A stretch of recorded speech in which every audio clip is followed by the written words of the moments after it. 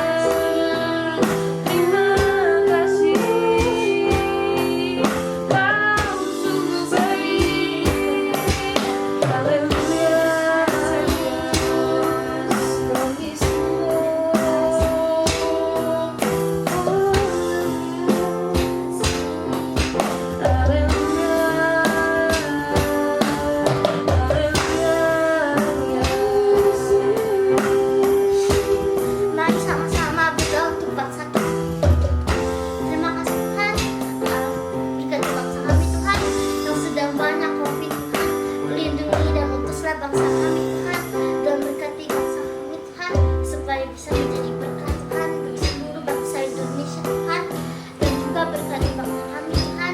Berikan bangsa kami rencana yang lebih baik. Berkati bangsa kami Tuhan supaya dapat rencana, supaya Kau dapat rencana yang lebih baik Tuhan. Berkatilah selalu bangsa kami Tuhan, dan juga berkati supaya bangsa Indonesia bisa menjadi bangsa yang lebih maju Tuhan. Berkati penyakit-penyakit Tuhan supaya dapat makin menghilang dari bangsa Indonesia Tuhan, dan bangsa Indonesia semakin damai Tuhan, semakin rukun Tuhan. Berkatilah selalu bangsa Indonesia Tuhan. Apapun yang Kau berikan bagi bangsa kami adalah yang terbaik.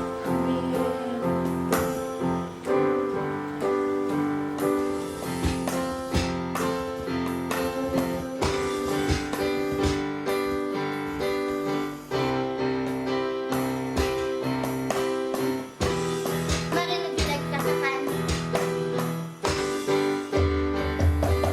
Ku sembah Kau, ku sembah Kau, tak dapat ku membalas kasih-Mu. Ku sembah Kau, ku sembah Kau Bapa, ku rindu selalu menyenangkan-Mu. Ku sembah Kau, ku sembah Kau, tak dapat ku membalas kasih-Mu. Ku sembah Kau, ku sembah Kau Bapa, ku rindu selalu menyenangkan-Mu. Adik-adik semakin dulu lagi. Ku sembah Kau, ku sembah Kau lagi. Tak dapat ku membalas kasih-Mu. Ku sembah Kau, ku sembah Kau Bapa, ku rindu selalu menyenangkan-Mu. Ku rindu selalu menyenangkan-Mu.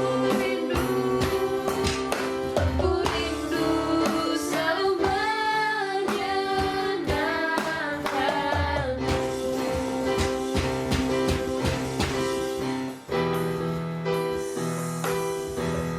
Haleluya. Ayo adik-adik, setelah kita mau masuk firman, semuanya siapkan hatinya buat dengar firman Tuhan. Gak ada lagi yang bercanda-canda, semuanya siapkan hatinya. Terima kasih Yesus. Engkau melihat anak-anakmu Tuhan, Engkau melihat anak-anakmu.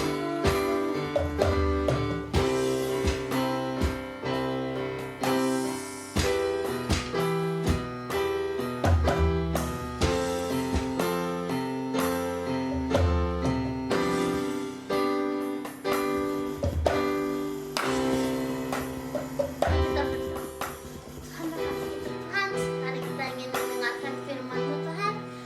Berkati kami Tuhan, supaya kita bisa sungguh-sungguh Tuhan mendengarkan firman-Mu Tuhan, dan kita bisa memberitakan Injil juga Tuhan, dan berkati yang akan memberitakan firman-Mu Tuhan. Berkatilah ya, supaya ya dapat Tuhan, dapat Tuhan berkati. Dan juga berkati kami Tuhan, supaya kita bisa duduk diam dan mendengarkan dengan sungguh-sungguh Tuhan. Dan berkati kita Tuhan, supaya kita tidak bercanda-canda saat mendengarkannya Tuhan. Terima kasih Tuhan. Haleluya. Amin. Shalom adik-adik semua. Nah, sekarang kita mau masuk ke firman nih. Firman hari ini judulnya Kuasa dalam Puasa. Tapi pertama-tama, Kak Jenny mau kenalin dulu nih ke tokoh-tokohnya. Yang pertama ada Raja Ahasiweras. Yang ini Raja Ahasiweras ya. Terus ada Ratu Esther. Yang ini Raja Ahasiweras, ini Ratu Esther.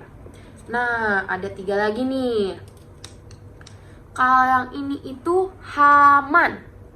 Siapa tadi? Ya, Haman. Ini itu Haman. Kalau yang selanjutnya adalah Mordekai. Jadi ini Haman, ini Mordekai. Dan yang terakhir ada Hatta. Kalian kan masih bingung kan tokoh-tokohnya? Nanti Kak Jini kenalin, oke? Jadi kalian harus siap-siap buka telinganya, dengerin firmannya dari awal sampai akhir. Nah, Haman ini adalah pelayan dari Raja Ahasiweros. Saat itu Haman kedudukannya dinaikin sama Raja Ahasiweros. Jadi dia merasa berkuasa tuh adik-adik. Terus tiap orang yang ngelewatin Haman selalu dihormati. Jadi orang-orang tuh selalu sujud sama Haman kalau misalnya Haman lewat. Suatu saat Haman lewat, ada Mordekai. Tapi saat itu Mordekai sama sekali nggak sujud atau sama sekali nggak tunduk ke Haman.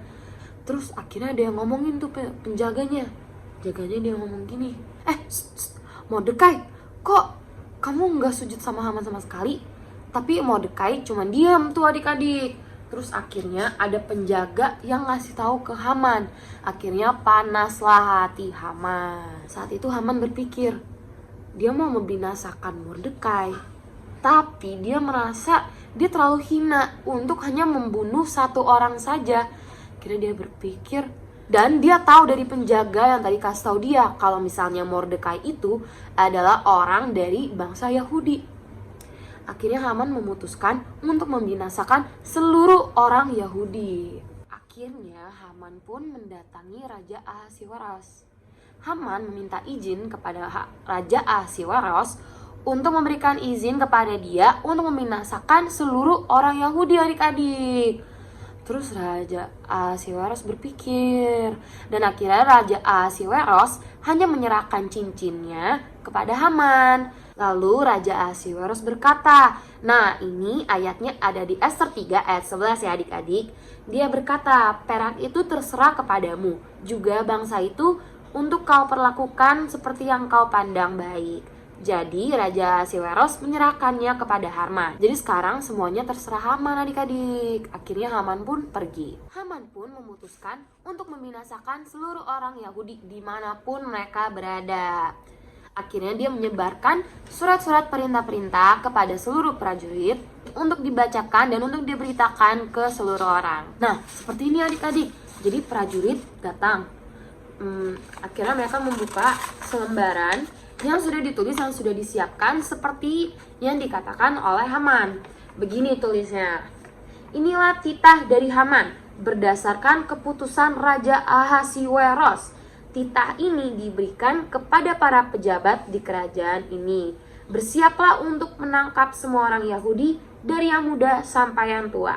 Rampaslah milik mereka dan binasakan mereka, sebab mereka tidak menaati hukum raja. Demikianlah perintah ini. Perintah ini harus dilaksanakan segera. Nah, itu dibacakan di depan orang banyak adik-adik. Akhirnya banyak orang yang panik, termasuk yang mendengar, yaitu Mordekai.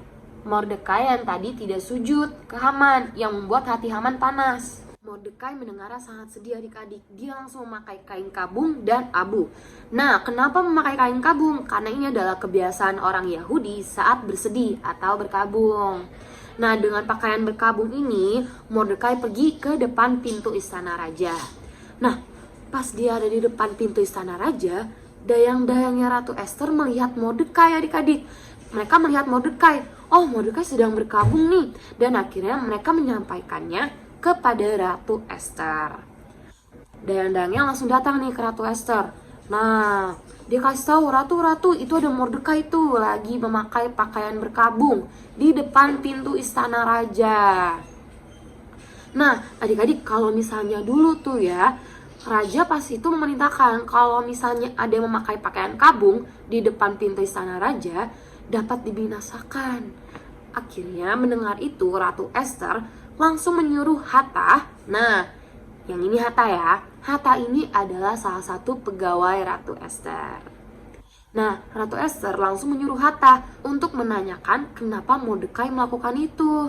Setelah setelah tadi Ratu Ester sudah menitipkan pesan kepada Hatta, Hatta langsung mendatangi Mordekai dan dia bertanya, mengapa engkau melakukan itu? Mengapa dia memakai pakaian berkabung dan berdiri di depan istana raja? Akhirnya Mordekai pun menceritakan tentang titah untuk membinasakan orang-orang Yahudi yang sudah diperintahkan oleh Haman tadi. Lalu Mordekai juga berharap kepada Ratu Ester untuk membantunya untuk mendatangi Raja Ahasiweros dan membantunya untuk meniadakan titah membinasakan orang Yahudi tadi adik-adik. Jadi Mordekai itu minta tolong sama Ratu Esternya supaya Ratu Ester datang ke Raja Ahasiweros. Terus iya benar, supaya tidak jadi membinasakan orang-orang Yahudi. Lalu setelah Hatta sudah selesai berbicara dengan Mordekai, Hatta langsung mendatangi Ratu Ester. Nah, dia berkata kalau misalnya Mordekai tadi itu minta tolong kepada Ratu Ester. Tapi Ratu Ester menyampaikan kepada Mordekai kalau misalnya siapapun tidak bisa sembarangan bertemu raja tanpa titah raja. Jadi kalau misalnya bertemu raja langsung adik-adik tanpa diminta raja sama sekali, Ratu Ester ini bisa dibinasakan juga sama Raja Ahasiweros. Akhirnya Hatta pun kembali ke Mordekai. Aduh, capek juga ya si Hatta ya. Dia bolak-balik loh adik-adik. Tapi dia nurut sama Ratu Ester. Lalu akhirnya dia mendatangi Mordekai lagi.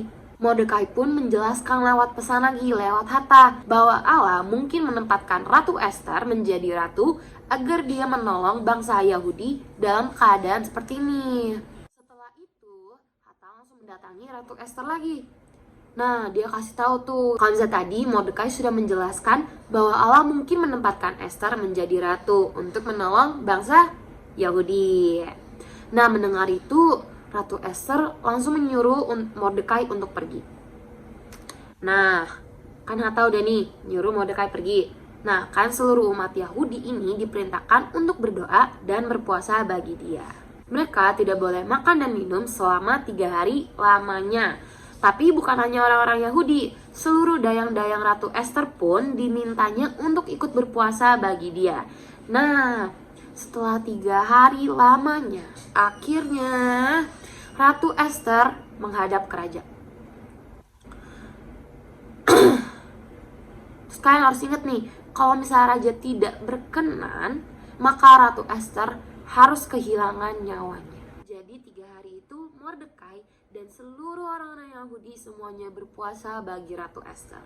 Dan 3 hari pun berlalu. Ratu Ester menghadap ke raja. Dan kalian tahu apa? Dia mendapatkan belas kasihan dari raja. Sebab Allah mendengar dan melihat kesungguhan bangsa Yahudi berpuasa. Semua kan tadi bersungguh-sungguh kan adik-adik. Jadi Allah membantu orang-orang Yahudi.